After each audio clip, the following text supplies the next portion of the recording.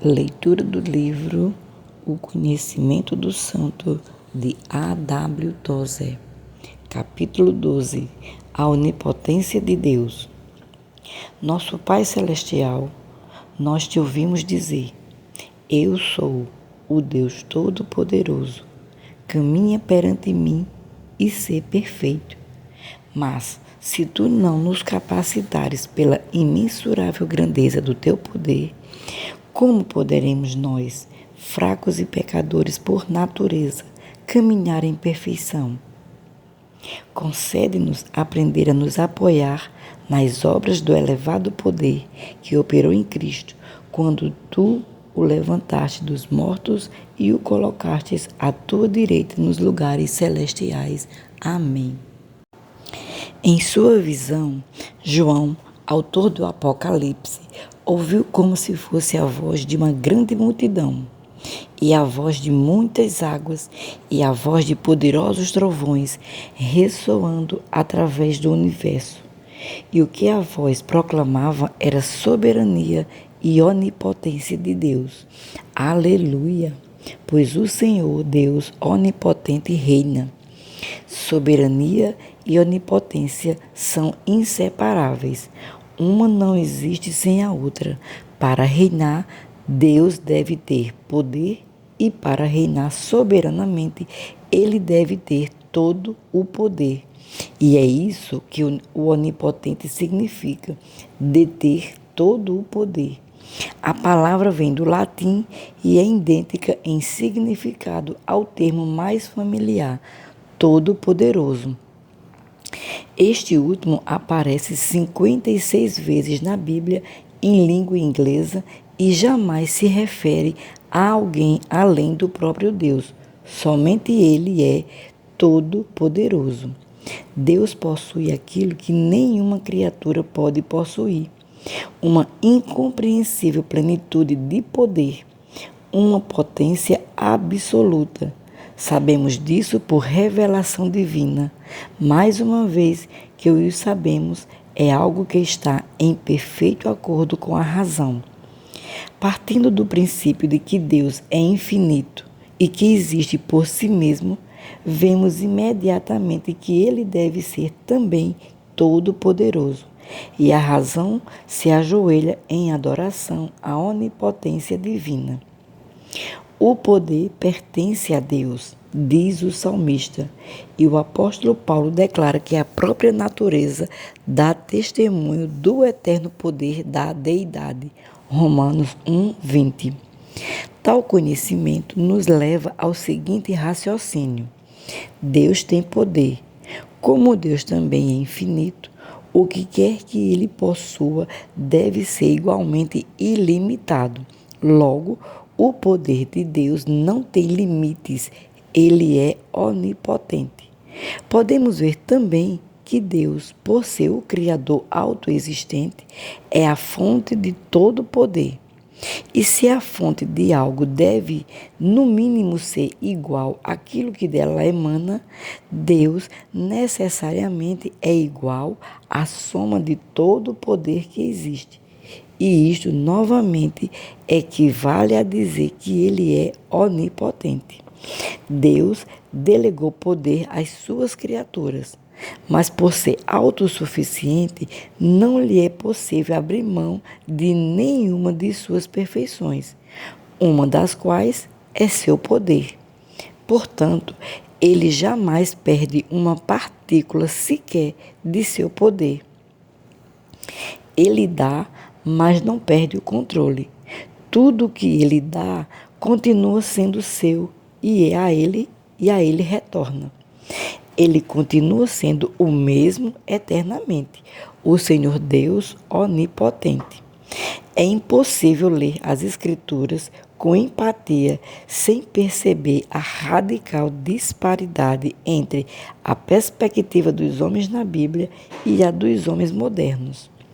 Sofremos atualmente de uma secularização da mentalidade, onde os autores sagrados viam Deus.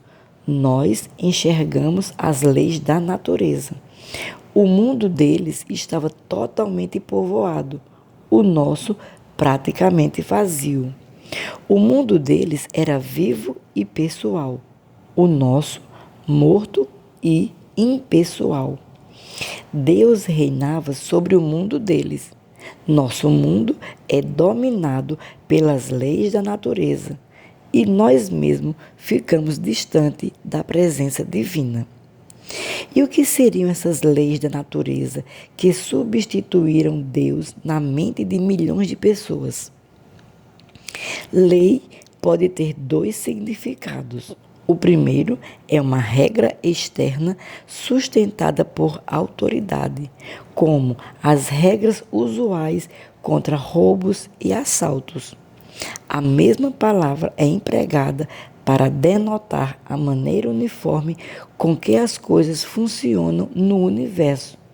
Mas esta última forma é errônea. O que vemos na natureza é simplesmente os caminhos que o poder e a sabedoria de Deus tomam por meio da criação. São mais apropriadamente fenômenos do que leis, mas os chamamos de leis por analogia com as leis arbitrárias da sociedade. A ciência observa a maneira como o poder de Deus opera. Descobre um padrão em algum lugar e o fixa como lei. A uniformidade das atividades de Deus em sua criação permite ao cientista prever o curso dos fenômenos naturais. A confiabilidade do comportamento de Deus em seu mundo é o alicerce de todas as verdades científicas. É nela que o cientista deposita sua fé e se apoia para alcançar coisas úteis e grandiosas em áreas como navegação, química, agricultura e ciência médica. A religião, por outro lado, volta-se para a natureza de Deus. Ao invés de debruçar-se sobre as pegadas de Deus nos caminhos da criação, olha para aquele que deixou as pegadas. Religião se interessa fundamentalmente por aquele que é a fonte de todas as coisas, o mestre de cada fenômeno. Para este, a filosofia possui muitos nomes, dos quais o mais horrendo que já vi foi este, criado por Rudolf Otto: o absoluto, o gigantesco, incansável e ativo estresse do mundo.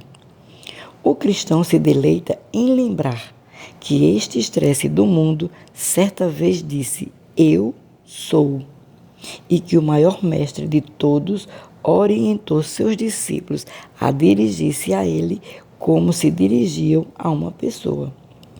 Quando orardes, dizei: Pai, santificado seja o teu nome. Os homens da Bíblia, de onde quer que fossem, comunicavam-se com esse gigantesco absoluto da forma mais pessoal que a linguagem permite. Com ele, profetas e santos caminharam em um cálido íntimo e profundamente satisfatório enlevo de devoção. Onipotência não é o nome dado à soma de todo poder, mas um atributo de um Deus pessoal que nós cristãos cremos ser o Pai de nosso Senhor Jesus Cristo e de todos os que nele creem para a vida eterna. O adorador encontra neste conhecimento uma maravilhosa fonte de força para sua vida íntima. Sua fé se levanta para saltar em direção à comunhão com Deus. Aquele que pode fazer o que quer que deseje, para quem nada é difícil ou árduo, porque possui o poder absoluto.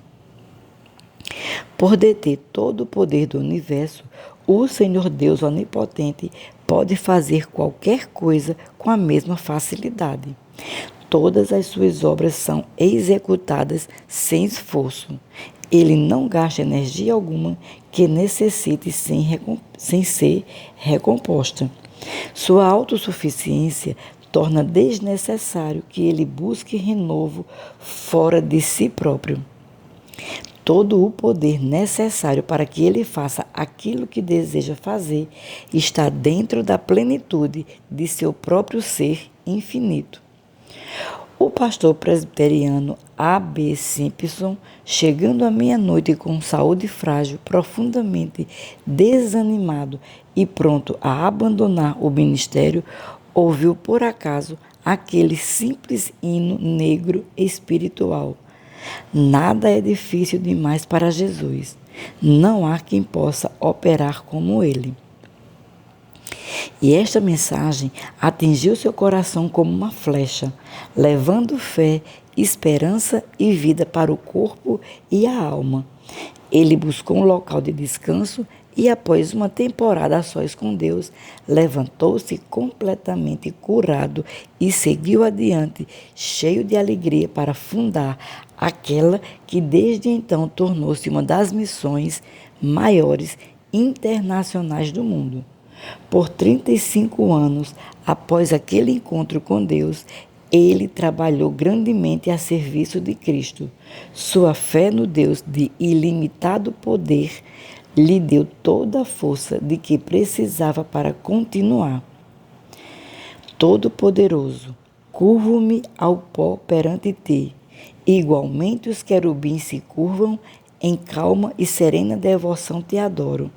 Ó sábio e sempre presente amigo, tu deste à terra suas roupas de esmeralda, ou de neve a cobriste, e o sol brilhante e a lua suave nos céus curvam-se perante a tua presença.